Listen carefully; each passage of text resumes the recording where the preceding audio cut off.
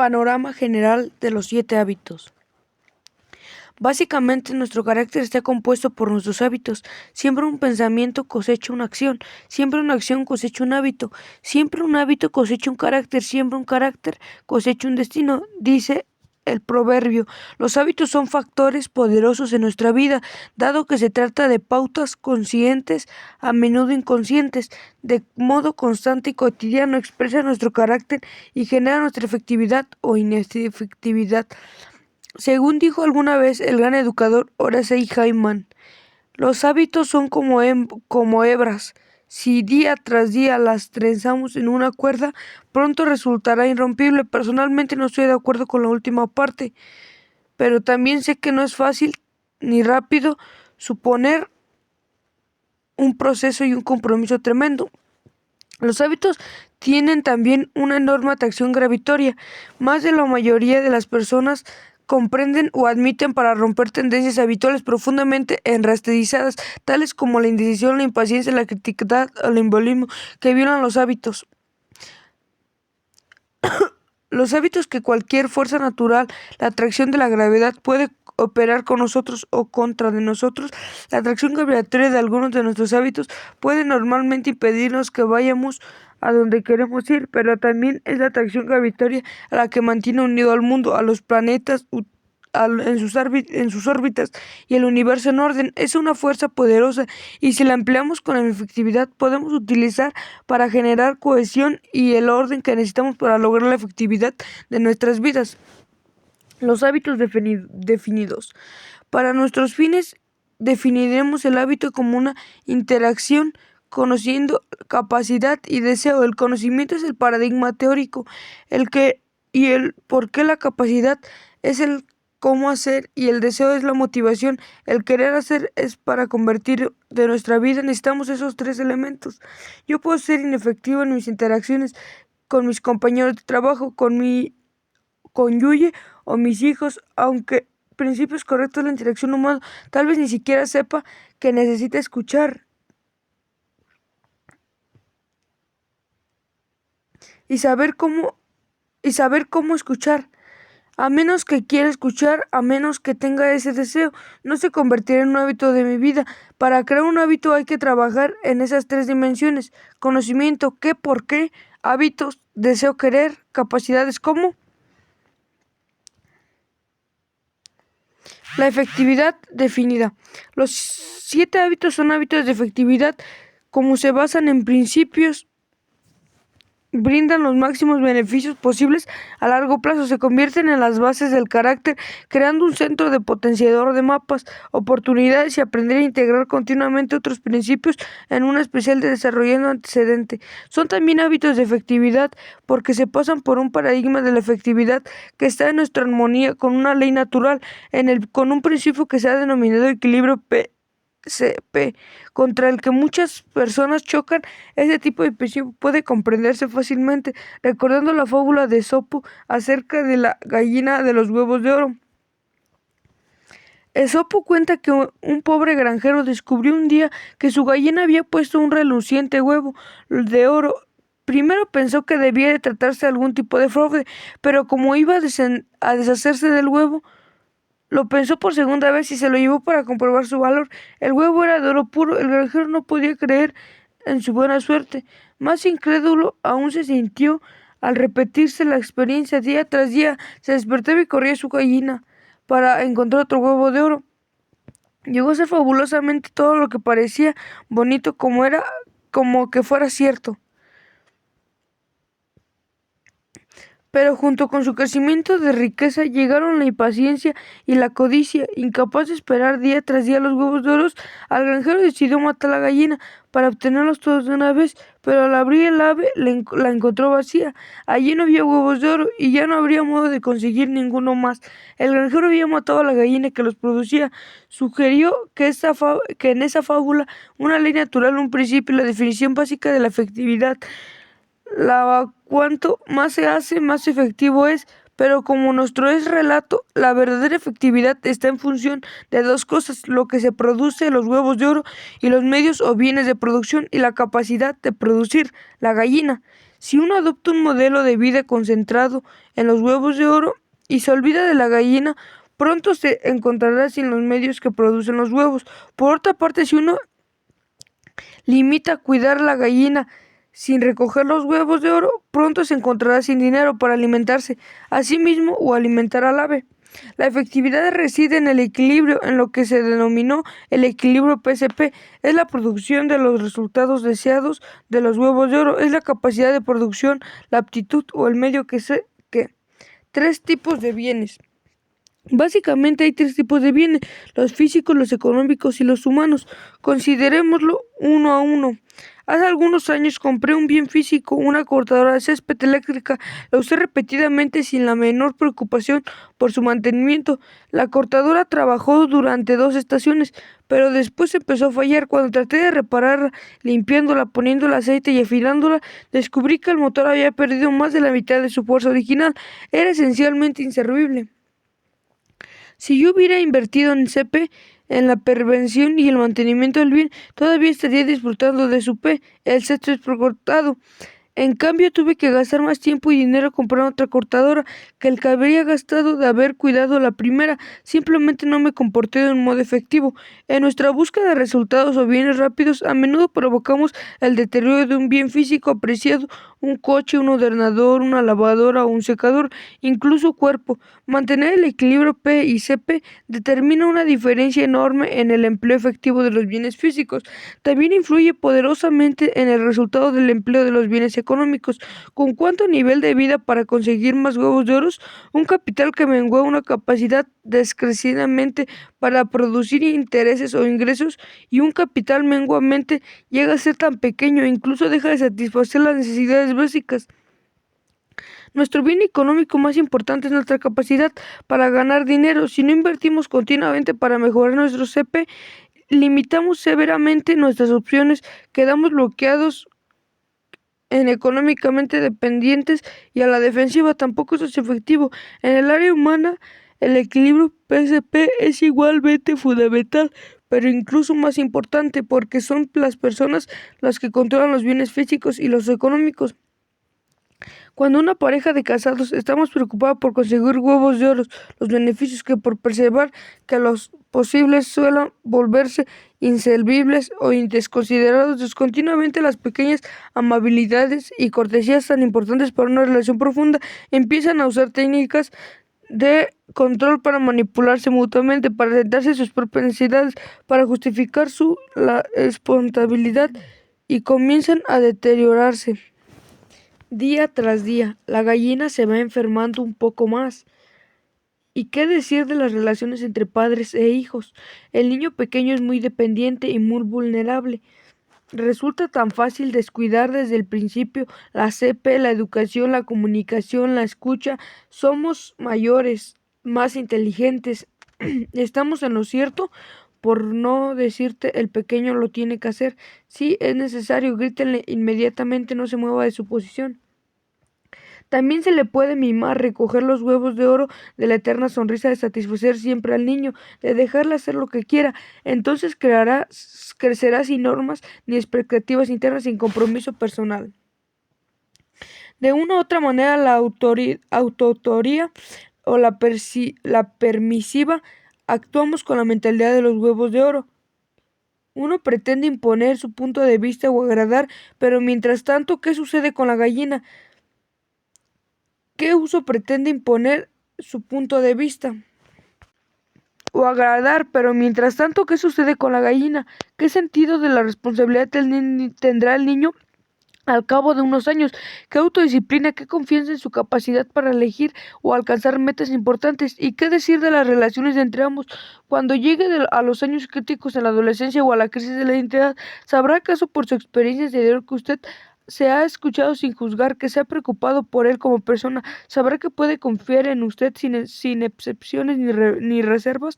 ¿Será la relación lo suficiente sólida como que usted llegue hasta él y se comunique con él, fluya con él? Supongamos que el lector quiere que su hija tenga una habitación ordenada y limpia. Esto es P, producción, huevo de oro. Supongamos que quiere que su hija la limpie. Esto es CP, capacidad de producción. Su hija es la gallina. el bien que produce el huevo de oro. Si P y CP están en equilibrio, ella limpiará la habitación alegremente sin necesidad de que se insista en lo que lo haga. Pero si el paradigma del lector está centrado en la producción, es conseguir una habitación ordenada y limpia, tal vez regañe a su hija para que se ocupe de la tarea, puede incluso amenazarla o gritarle cada vez más, y su deseo de conseguir el huevo de oro, minar la salud y el bienestar de la gallina. Permítame compartir con usted una interesante experiencia acerca de CP que tuve con una de mis hijas. Estábamos planeando un paseo que es lo que más disfruto regularmente con cada uno de mis hijos. Por separado, planificar la salida nos resulta tan satisfactorio como el paseo en sí. De modo que le dije a mi hija, linda, esta es tu noche. ¿Qué quieres que hagamos? Papá, lo que quiera, lo que prefieres, me contestó. No, en serio. Insistí que te gustaría ser bueno. Respondió firmemente. Lo que yo quiero hacer no es algo que tú quieres hacer. En realidad, cariño, le dije con énfasis. Eres tú quien elige lo que tú quieras. Yo quiero ir a ver la Guerra de las Galaxias. Pero a ti esa película no te gusta, ya te dormiste otra vez, te dormiste la otra vez mientras la veíamos.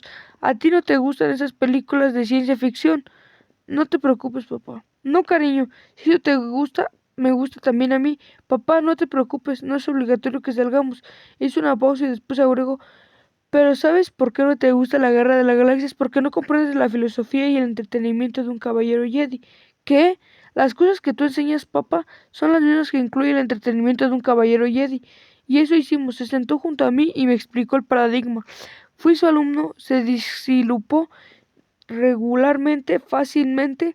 Empecé a ver a partir de nuevo paradigma, el modo en que la filosofía básica del entrenamiento de un caballero Jedi se ponía de manifiesto en diferentes circunstancias. Esa fue una experiencia no planificada. ¿Cómo usar este libro? Antes de que empecemos a trabajar con los 7 hábitos de las personas efectivas, me gustaría sugerir 2 cambios de paradigma que acercarán en gran medida el valor que enseña este material. En primer lugar, recomendaría que no vea este material como un libro, en el sentido de que haya que leerlo una vez y guardarlo en la biblioteca. Se puede decidir leerlo completamente de una vez, tener una idea del todo, pero este texto está concebido como compañero en el proceso continuo.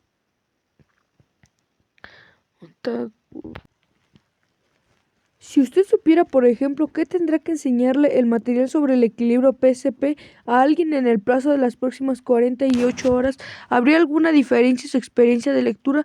Plantéeselo ahora. Mientras lee la sección final de este capítulo, lea como si tuviera que explicárselo a su cónyuge, a su hijo o un compañero de trabajo, a un amigo hoy en la mañana, cuando todavía el contenido está fresco en su mente, y tome nota de las diferencias en su proceso natural y emocional. Además, mientras comparte abierta y honestamente lo que está aprendiendo, tal vez le sorprenda descubrir que tienden a desaparecer las percepciones o impercepciones negativas de los que otros tienen de usted.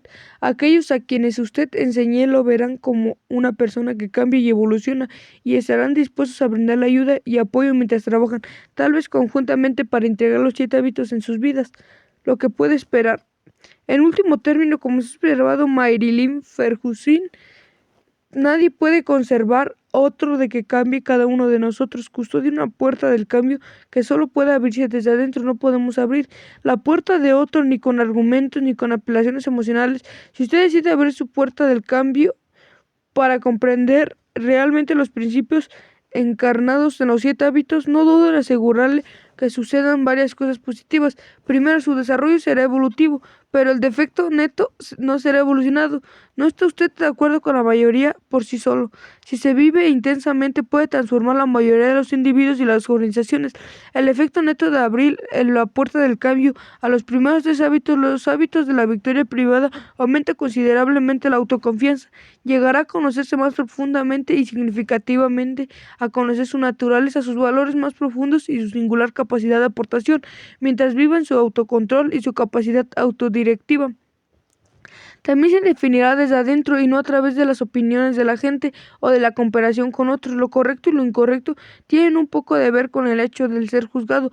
Paradójicamente, Descubrirá que cuanto menos se preocupe por lo que otros piensan de usted, más le preocupará lo que otros piensen de sí mismos y de sus mundos e incluso de sus relaciones con usted. Deseable cambiar porque hay algo, un núcleo profundo que es esencial, constante.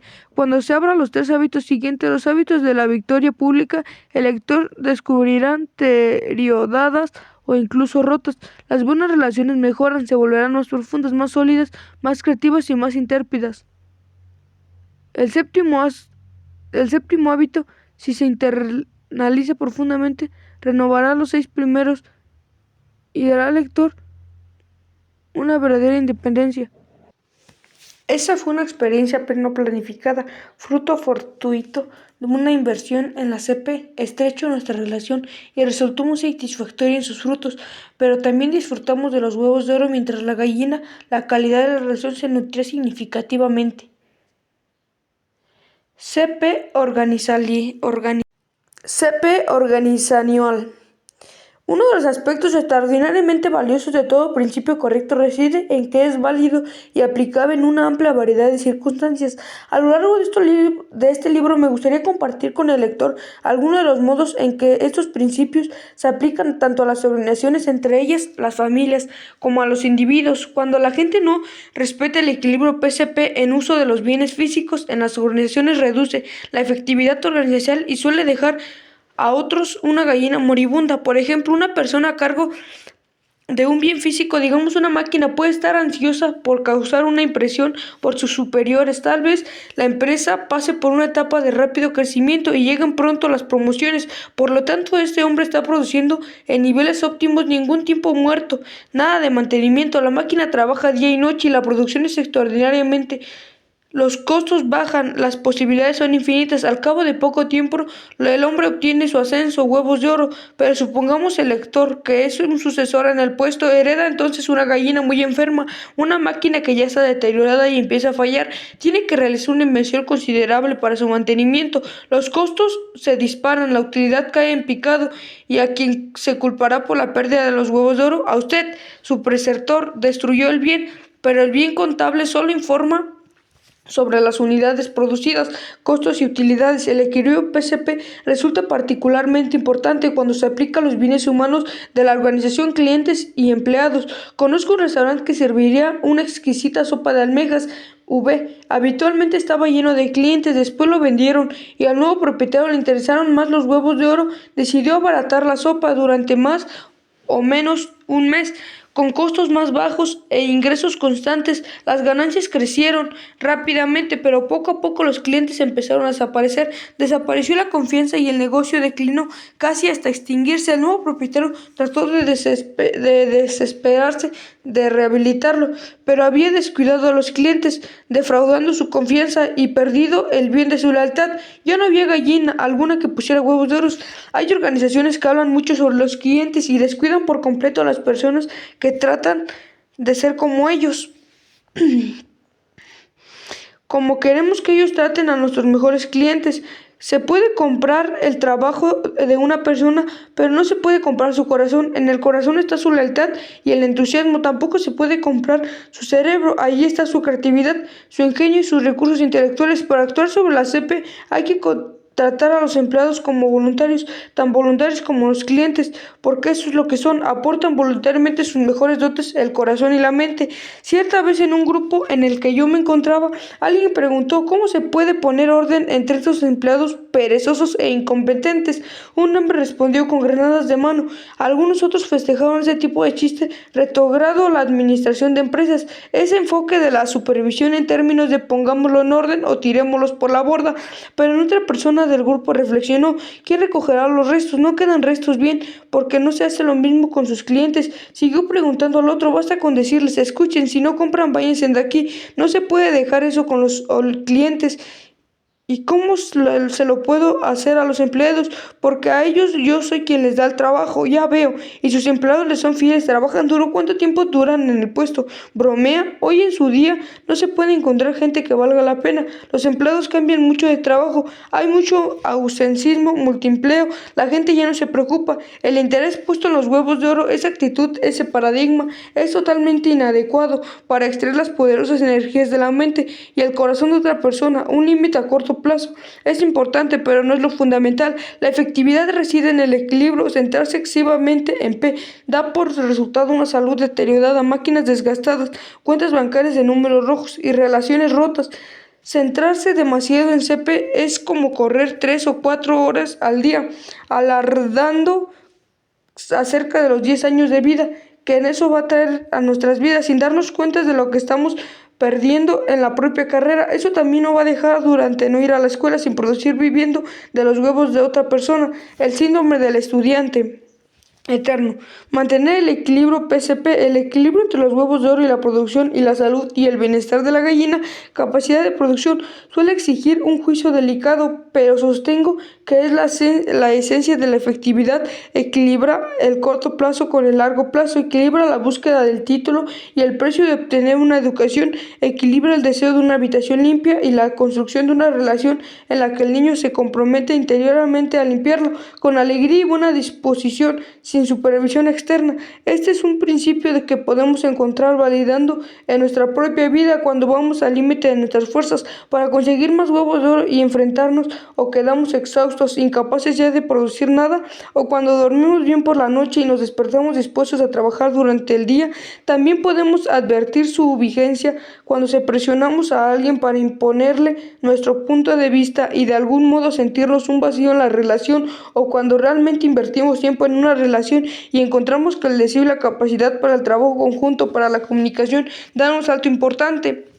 El equilibrio es la esencia misma de la efectividad. Esto es válido para todos los aspectos de la vida. Podemos trabajar con él o en contra de él, pero ahí está, es un faro, es la definición y un paradigma de la efectividad sobre los cuales se basan los 7 hábitos expuestos en este libro.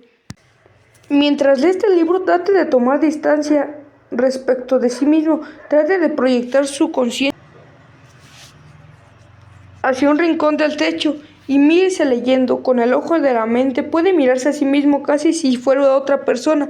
Intente ahora otra cosa. Piense en el estado de ánimo en que se encuentra. Puede identificar lo que está sintiendo. ¿Cómo describiría su presente estado mental? Piense ahora durante un minuto sobre qué está trabajando en su mente. ¿Es rápida y despierta? ¿Se siente dividido entre practicar este ejercicio mental y conjeturar a lo que se pretende con él? Su capacidad para hacer lo que acaba de hacer es específicamente humana. Los animales no la poseen, los denominamos autoconciencia, es la aptitud para pensar en los propios procesos de pensamiento. Esa es la razón de que el hombre posee el dominio de todas las cosas del mundo y de que puede realizar progresos significativos de generación en generación. Por eso podemos evaluar y comprender de las experiencias de los otros, tanto como de las nuestras. Por eso podemos creer y destruir nuestros hábitos.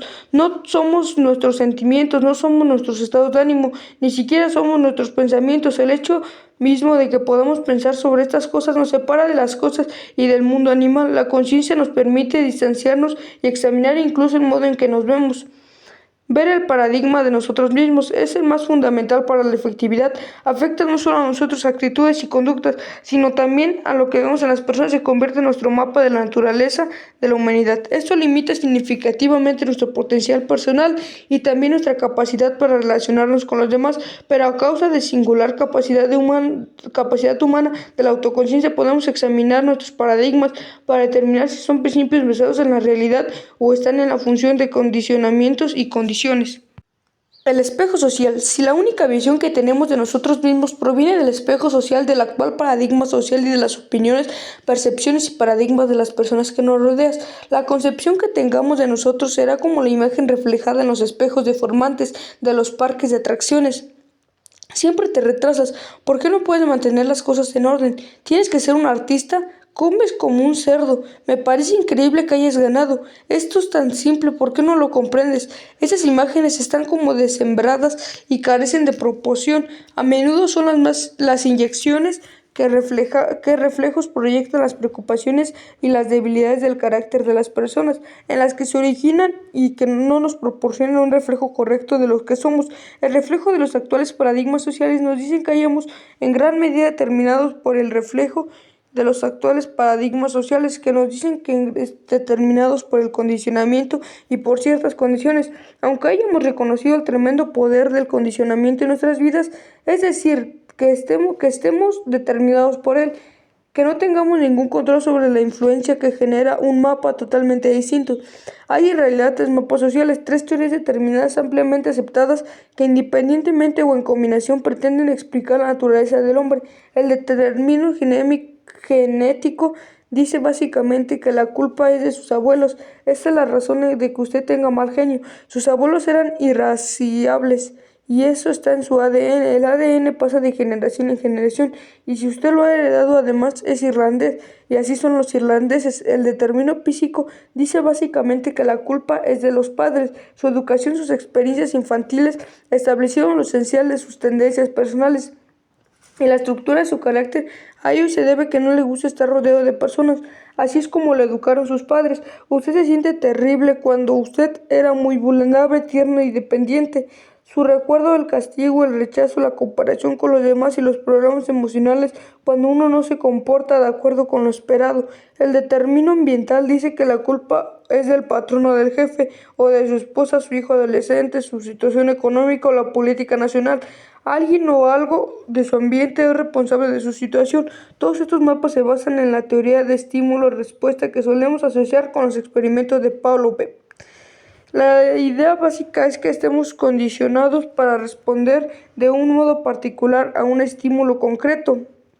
Con cuánta precisión y fundamentalidad esos mapas del territorio, con cuánta claridad reflejan esos espejos de naturaleza verdadera del hombre, se convierten en profecías de autocumplimiento, se basan en principios que podamos comprobar en nuestro interior. Entre el estímulo y respuesta. Para responder estos interrogantes, permítame, lector, que comparta con él la historia ejemplificada de Viktor Frankl. Frank era un determinado educado en la tradición de la psicología freudiana, según la cual nos sucede que los niños deforman nuestro carácter y personalidad y gobierna básicamente la totalidad de nuestra vida.